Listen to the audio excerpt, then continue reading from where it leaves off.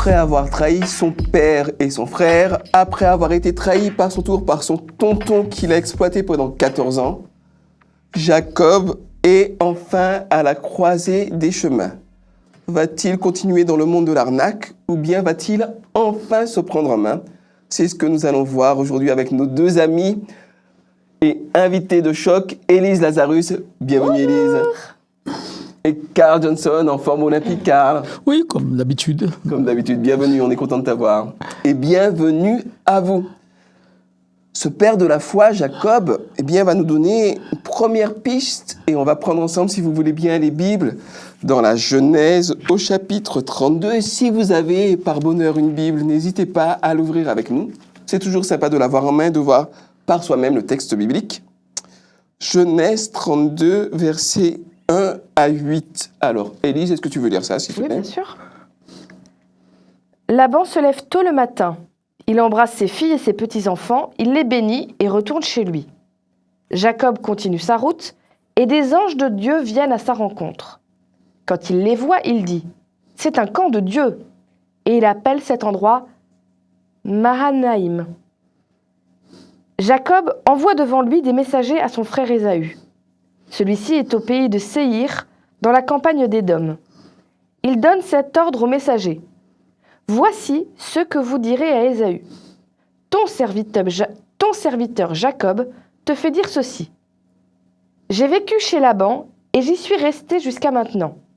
Je possède des bœufs et des ânes, des moutons et des chèvres, des serviteurs et des servantes. J'ai voulu te donner ces nouvelles, mon maître, pour que tu te montres bon envers moi. » Les messagers reviennent auprès de Jacob. Ils disent « Nous sommes allés voir ton frère Ésaü.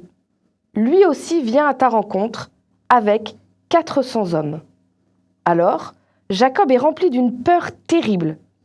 Il divise en deux groupes les gens qui sont avec lui, les moutons et les chèvres, les bœufs et les chameaux. Alors, on commence par voir dans ce texte qu'il y a des anges de Dieu qui vinrent à la rencontre de Jacob. Mais c'est quoi un ange? De quoi est-ce qu'on parle? Est-ce qu'on parle de petites créatures qui ont des ailes et qui volent, habillées tout de blanc, avec des trompettes ou des petits chœurs?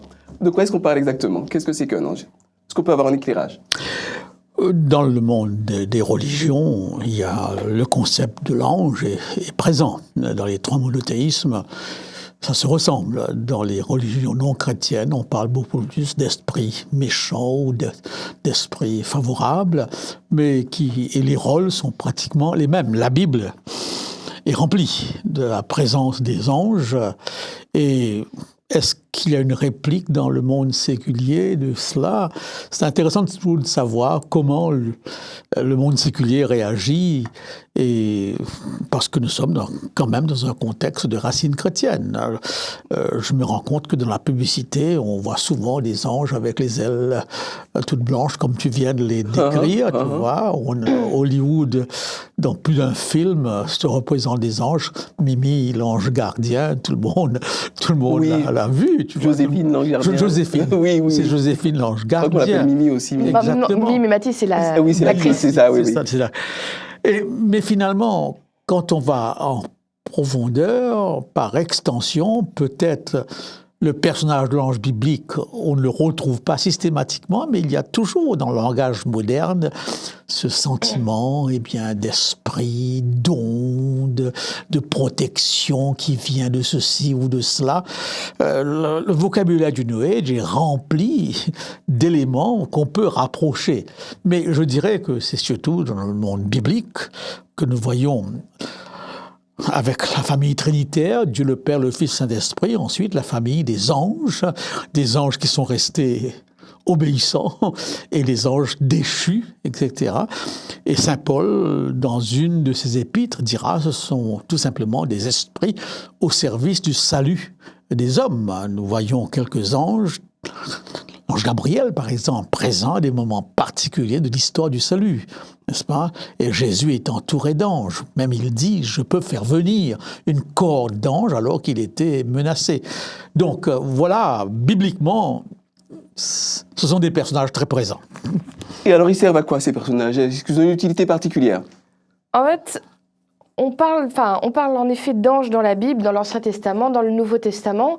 Souvent, quand quelqu'un voit un ange tangiblement, donc dans la réalité, il se présente comme un être humain.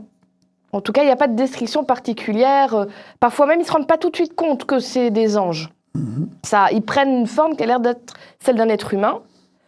Il y a des fois des anges qui sont vus dans des visions, donc dans des rêves.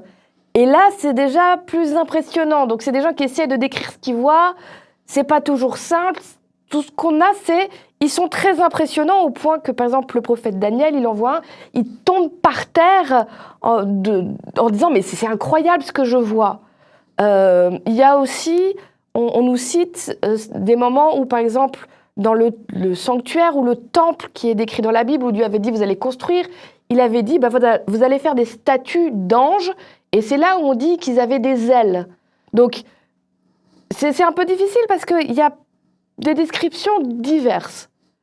Ce qu'on peut retenir à chaque fois, la même chose, c'est les anges, ils sont là pour apporter des messages de la part de Dieu ou être des protecteurs. C'était le cas, par exemple, les statues qui représentaient des anges, c'était pour représenter le fait qu'il y a quelque chose qui protégeait là le sanctuaire et par extension aussi les êtres humains. Donc, c'est difficile de donner une corporalité, parce que est-ce qu'ils prennent juste une forme pour que quand on les voit, on n'ait pas peur, etc. C'est pas dit exactement. La seule chose qu'on nous dit, c'est des gens en ont croisé, ils existent, ils sont là, et ils sont là ou bien pour donner un message précis de Dieu, ou bien cette idée de protection. Alors, on aime l'idée des anges protecteurs. Je ne suis pas sûre qu'à chaque moment de ma vie, j'ai 2 anges derrière moi qui disent « Attention, elle va traverser, quelqu'un va la renverser, je vais la tirer en arrière ». Là, je pense qu'on va un peu loin dans l'imagerie, mais il y a quand même cette idée qu'il y a plein de choses qui nous dépassent, peut-être qu'on ne voit pas, mais où Dieu n'est pas seulement très loin là-haut et il en a un peu rien à faire de ma vie quotidienne. Je crois que les anges sont aussi un concept pour nous dire Dieu est là dans ton quotidien et il s'y intéresse aussi. Oh, très intéressant. Alors, un ange va voir Jacob, parle à Jacob, et Jacob apprend que son frère marche à sa rencontre avec 400 hommes. Et est-ce que, Karl, s'il te plaît, tu pourrais lire justement dans Genèse 32 les versets... 9 non, c'est pas ça. On pourrait partir à partir du verset 9 et arriver au verset 13, s'il te plaît. 13. Jacob dit, Dieu de mon père Abraham, Dieu de mon père Isaac, Éternel, qui m'a dit, retourne dans ton pays et dans ton lieu de naissance, et je te ferai du bien. Je suis trop petit pour toutes les grâces et pour toute la fidélité dont tu as usé envers ton serviteur, car j'ai passé ce Jourdain avec mon bâton, et maintenant je forme 2 camps. Délivre-moi, je te prie, de la main de mon frère, de la main d'Ésaü, car je crains qu'il ne vienne et qu'il ne me frappe avec la mère et les enfants. Et toi, tu as dit, je te ferai du bien. Je te rendrai ta postérité comme le sable de la mer, si abondant qu'on ne saurait le compter. C'est dans ce lieu-là que Jacob passa la nuit. Il prit de ce qu'il avait sous la main pour faire un présent à Ésaü son frère. Merci beaucoup. Et alors, il envoie 200 chèvres, 20 boucs, 200 brebis, 20 béliers, 20 chamelles, 30 chamelles, 40 vaches. Et il va envoyer plusieurs lots de cadeaux. Donc peut-être pour nos auditeurs, il serait judicieux de rappeler pourquoi est-ce que Jacob se sent obligé de faire des cadeaux à son frère et d'envoyer quelque part la colombe de la paix, le drapeau blanc, enfin ce que vous voulez. Qu'est-ce qu'il a ? Il n'a pas la conscience tranquille, Jacob ? J'aurais tendance à croire qu'il a gardé toujours au fond de lui un sentiment de malaise par rapport à son frère. Et là, on a un peu l'impression qu'il a toujours une image d'Ésaü qui va se venger. Et quand il apprend qu'il vient avec 400 hommes, dans sa tête, il vient, mettre les choses au point. C'est ça. Et c'est là qu'il adopte encore une attitude qui n'est pas loin, à mon point de vue, de son de son tempérament, de tromper ou d'acheter les autres, parce qu'il va tout faire pour amadouer. Et la façon classique d'amadouer quelqu'un, c'est très souvent, même encore aujourd'hui, au travers de cadeaux, au travers, n'est-ce pas, de privilèges qu'on donne à l'autre, etc. Mais là, tout laisse croire qu'Ésaü ne vient pas du tout dans cette intention belliqueuse par rapport à son frère, soit il a passé à autre chose, il l'a oublié. Je trouve que l'image d'Ésaü est beaucoup plus positive dans un premier temps que l'image de Jacob. En tout cas, dans la tête de Jacob, lui, n'ayant pas la conscience tranquille, il se prépare au pire. Il se prépare au pire. Élise ? C'est d'ailleurs intéressant de voir, dans la Bible, souvent, on nous écrit les intentions des gens. On sait, quand quelqu'un vient en ennemi, par exemple, un peu plus tard, même beaucoup plus tard, un jour, il y a des espions qui vont venir pour essayer de tromper quelqu'un qui s'appelle Josué, et on nous dit tout de suite qu'ils viennent avec l'intention de tromper. Là, on ne nous dit absolument pas quelles sont les intentions d'Ésaü. On n'a que le point de vue de Jacob. Et Jacob, quelque part, il a trompé son frère, il a trompé son père à l'époque, il a agi de façon malhonnête. Et je crois que quand on agit comme ça, on porte le poids avec soi. Et c'est comme si Jacob, dans tout le reste de ce qu'il a vécu, d'ailleurs, il a refait la même chose chez Laban, il s'est fait avoir comme il a eu les autres, il a trouvé un plus fort que lui, mais il porte encore ce poids-là. Et donc, au moment où il rentre, ce poids l'écrase. Il n'est pas capable de concevoir autre chose que le fait que si son frère vient, c'est pour le tuer. Or, Jacob, il arrive et il dit « Regarde, j'ai plein de choses, j'ai des chefs, j'ai des ânes, j'ai des bœufs, j'ai des femmes, j'ai des enfants. » Ça se trouve, Ésaü dit « Je viens avec 400 hommes, juste parce que toi, t'as quelque chose de grand, je veux te montrer que moi aussi, j'ai réussi. Sois tranquille, j'ai plein d'hommes. » C'est une possibilité. C'est une possibilité. Il aurait pu le lire comme ça. Il choisit de le lire. Il vient me tuer, donc je vais essayer de négocier ma vie.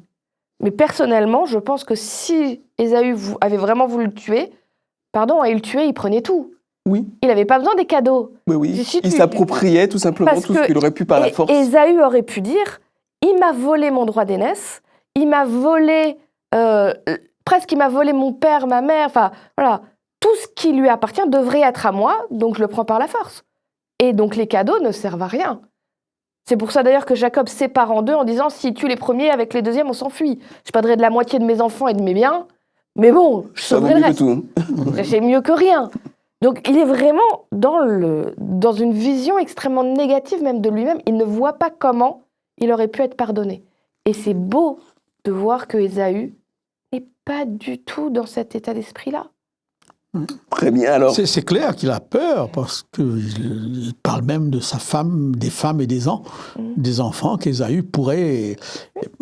Donc, en effet, je crois que le contraste est grand. Mais en même temps, cette promesse faite à Abraham de ta postérité, il l'a aussi reçue. Donc, il y a du côté divin une promesse, donc sa postérité, et en même temps la crainte qu'Ésaü menace, etc. Donc il vit une ambiguïté là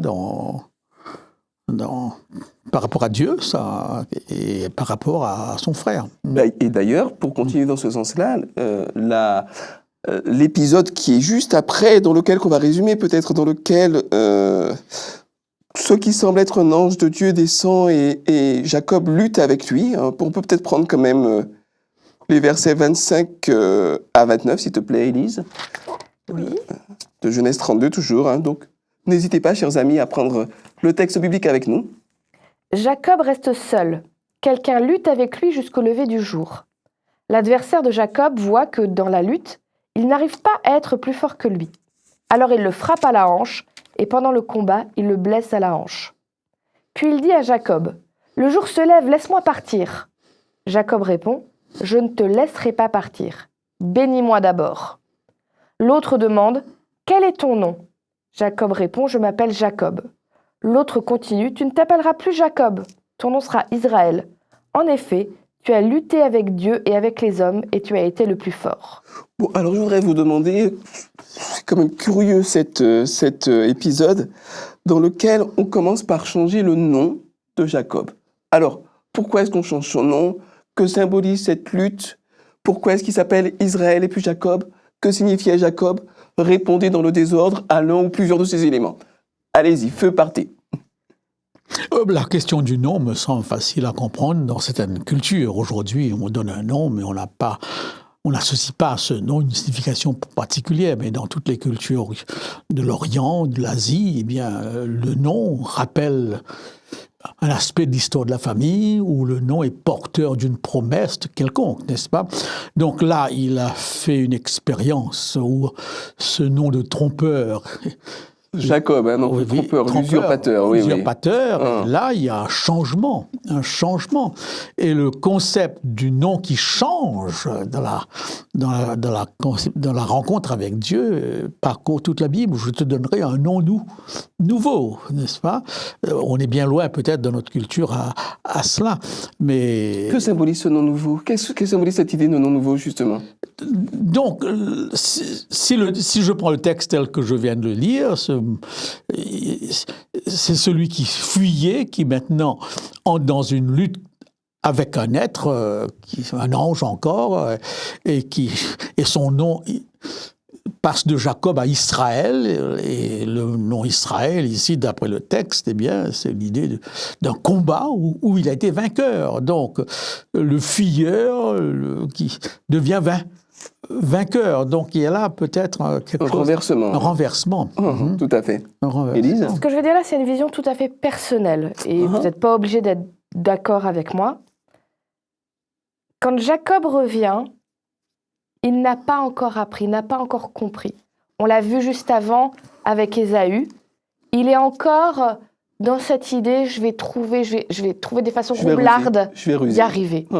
Et quand on regarde, même dans cette lutte, il veut à nouveau être béni, comme avec son père.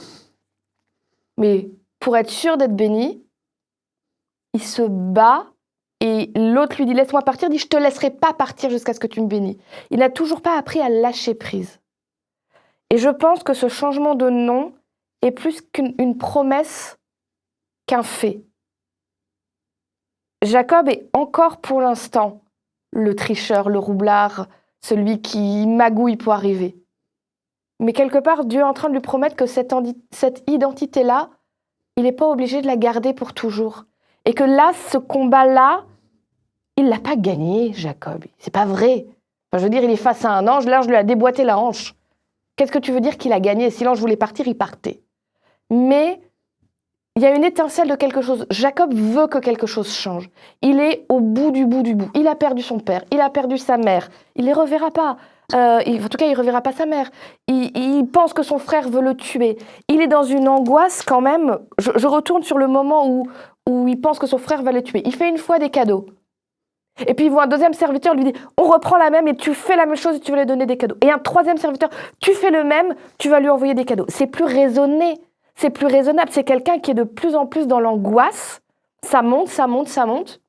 Et je crois que ce combat, c'est Dieu qui donne une porte de sortie à Jacob en lui disant « Là, tu as besoin de quelque chose pour penser que ça va aller bien. Parce que tu es en train de perdre les pédales. Donc, tu vas avoir ce combat, tu vas t'accrocher à quelque chose, tu es toujours toi-même, tu es toujours incapable de juste lâcher prise. Je vais t'aider à apprendre à lâcher prise, étape par étape, je te le promets. Tu ne seras plus Jacob, tu vas devenir Israël. » Et là, je fais le lien avec nos vies. Je ne sais pas si vous connaissez cette phrase, je meurs d'un tas de choses qui ne me sont jamais arrivées. Tu veux expliquer un petit peu cette phrase? Nos angoisses, 90% de nos angoisses sont sur des choses qui ne se passeront jamais. Parce qu'on se fait les pires scénarios dans la tête et ça monte, ça monte. Surtout pour les personnes qui ont tendance à l'angoisse. Ça prend une place énorme et écrasante. Et je pense que Jacob était un grand angoissé. Ce qui explique qu'il essayait de trouver des moyens de faire baisser l'angoisse en disant « Je vais trouver un moyen pour que ça passe et être sûr et être tranquille. » Et ce moment-là où Dieu change tout, en lui disant « Je vais t'apprendre t'as touché le fond, je vais maintenant t'apprendre à agir différemment. » Dieu veut le proposer dans nos vies aussi. Alors on ne va pas combattre un ange, on ne va pas faire de la lutte, mais ce fait de Dieu qui te dit « C'est pas une fatalité ce que tu ressens pour l'instant. Et là, je voudrais vraiment parler aux personnes qui peut-être que tu vis dans l'angoisse, peut-être que c'est quelque chose qui plombe ta vie. Dieu veut t'apprendre, veut être avec toi pour t'apprendre à être moins dans l'angoisse. Et je sais que pour moi, c'était un vrai problème. J'étais une enfant extrêmement angoissée, avec un besoin de perfection constant. Et à quel point c'est un soulagement, une respiration profonde d'apprendre avec Dieu que ça va aller. Si tu te trompes, si tu tombes, c'est pas grave. Dieu sera avec toi pour t'aider à te relever et continuer à avancer. T'as pas besoin de trouver des chemins dérivés pour que ça passe quand même. Suis la voie que Dieu propose, suis tes valeurs et il va être avec toi et tu vas pouvoir arrêter d'angoisser tout le temps. Et c'est suite à ça que Jacob a vraiment commencé à changer. Ouais, 2 approches très intéressantes et complémentaires. Merci beaucoup. Merci de nous avoir suivis. Nous avons plaisir à partager ces moments avec vous. Nous vous disons à très bientôt. Au revoir.